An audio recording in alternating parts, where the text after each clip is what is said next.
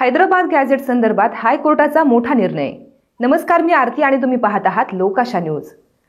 मराठा समाजाला आरक्षण मिळावं यासाठी मनोज जरांगे पाटील यांनी मोठा लढा उभारला।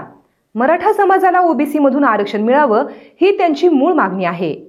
त्यासाठी त्यांनी आंदोलनाची हाक दिली होती। मुंबईमध्ये मनोज जरांगे पाटील यांनी मोठं आंदोलन केलं। लाखोंच्या संख्येने मराठा समाज या आंदोलनात सहभागी झाला होता। या आंदोलनाला मोठं यश मिळालं। सरकारने मनोज जरांगे पाटील यांच्या काही मागण्या मान्य केल्या, तर काही मागण्या मान्य करण्यासाठी वेळ मागितला। यातील सर्वात मोठी मागणी मान्य झाली ती म्हणजे राज्यात मराठा आरक्षणाच्या पार्श्वभूमीवर हैदराबाद गॅझेट लागू करणे। सरकारने जरांगे पाटील यांची ही मागणी मान्य करत हैदराबाद गॅझेट लागू केल्याचा GR देखील काढला।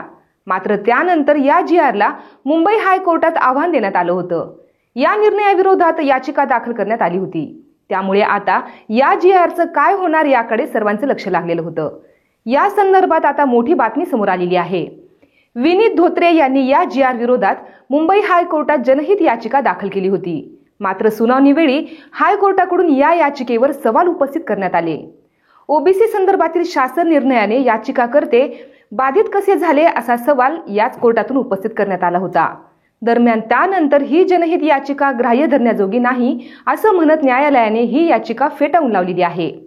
हा मराठा समाजासाठी मोठा दिलासा मानला जात आहे। दरम्यान मराठा आरक्षणासंदर्भातील शासन निर्णयाविरोधात विनीत धोत्रे यांनी दाखल केलेली ही याचिका मुंबई हायकोर्टाने फेटाळलेली आहे। सदर याचिका जनहित याचिकेच्या कक्षेत बसत नसल्याचं निरीक्षण न्यायालयानं नोंदवलेलं आहे। मात्र याचिकाकर्त्यांना रीट याचिका म्हणून सक्षम कोर्टासमोर दाद मागण्याची मुभा कोर्टाने दिलेली आहे। त्यामुळे आता रीट याचिका दाखल होण्याची शक्यता आहे। या सुनावणीकडे संपूर्ण राज्याचं लक्ष लागलेलं होतं। अशाच महत्त्वपूर्ण बातम्या पाहण्यासाठी पाहत रहा लोकाशा न्यूज आणि आमच्या चॅनलला लाईक, सबस्क्राईब आणि शेअर करायला विसरू नका।